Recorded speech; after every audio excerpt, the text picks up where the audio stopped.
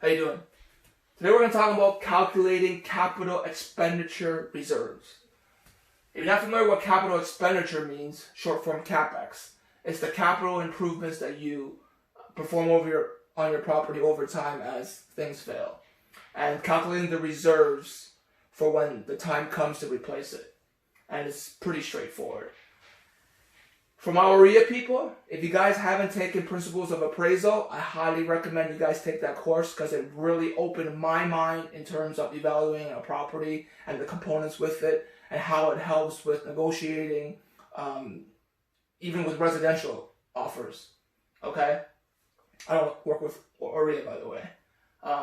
So I'm going to show you what I did with my 10 unit that I own in Hamburg and how I evaluated it.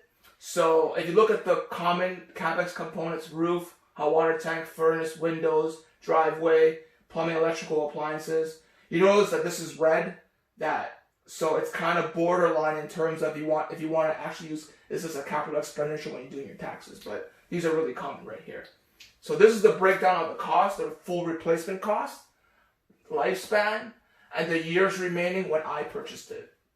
Okay, so before I get into calculating the actual monthly reserve, I'm going to tell you that, okay, so this had 1 year left, that had 1 year left, okay? So what I did was I replaced this right in the beginning, okay?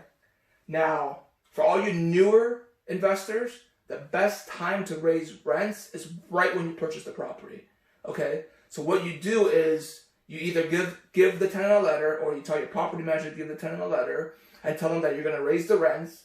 But before you tell them that, you're going to tell them that you're going to replace this and this, okay? So that kind of looks so much better versus, oh, you're going to raise the rents and you're not going to do anything to the property, right? So that's the best time. Also, knowing that I have to replace these, it really helped me on my negotiating with the purchase price when I purchased this property as well, okay? So now in terms of calculating the CapEx per month, so really simple here, guys.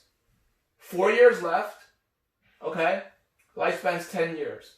Sorry, 4 years left. 12 months. That's 48 months.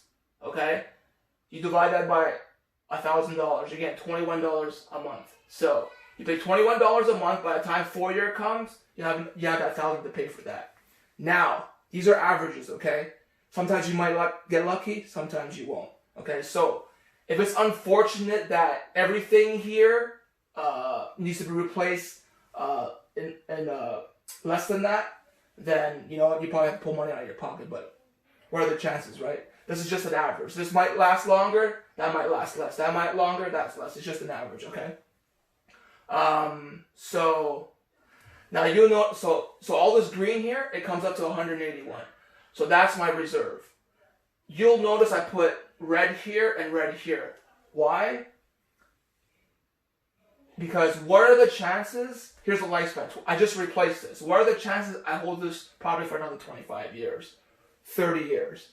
Okay, this property is built, I think, 1970. So the chances are for me owning it still, likely not. So I wouldn't even worry about the reserve for those two.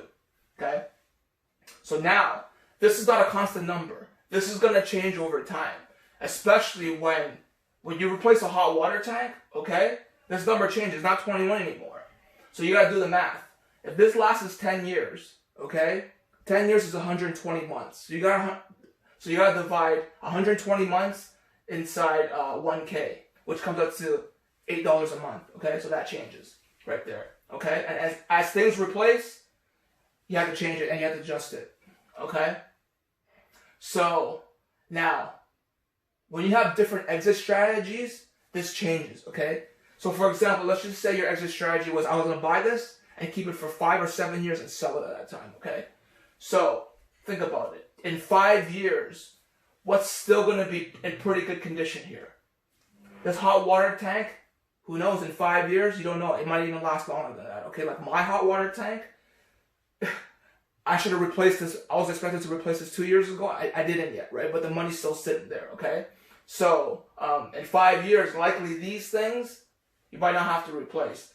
But the furnaces, these are all individual furnaces and individual appliances, right? So you might not have to have a full reserve, right? But you probably have to replace something. who knows, right? So you have to look out for that. Yeah.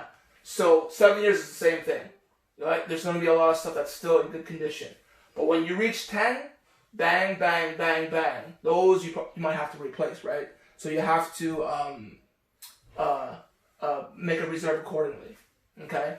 So, engineer, inspector. Okay? Now, this is not no Carson Dunlop engineer. No. This is an engineer company where, like, these guys are, like, highly qualified individuals. Not some guy who took, like, a 6-month course and got their home inspection license. No. These guys are charged big bucks, but they give you a replacement cost report, okay? So they pretty much give you this. And this is recommended for larger properties, more expensive properties, right? Not this one where an average Joe like me and you can figure out the cost here. You know what I mean? So, because once you get that report, you can negotiate with the seller, especially if it's a highly reputable company, right? It's just the seller will see it and be like, oh, okay, you know what? Yeah, right? They'll be okay with that, right? For the most part. So, yeah, I hope you guys really enjoyed what I just said. I hope you guys enjoyed this topic. I hope you guys learned something. I hope you like my page. And if you have any comments, let me know. Have a good day.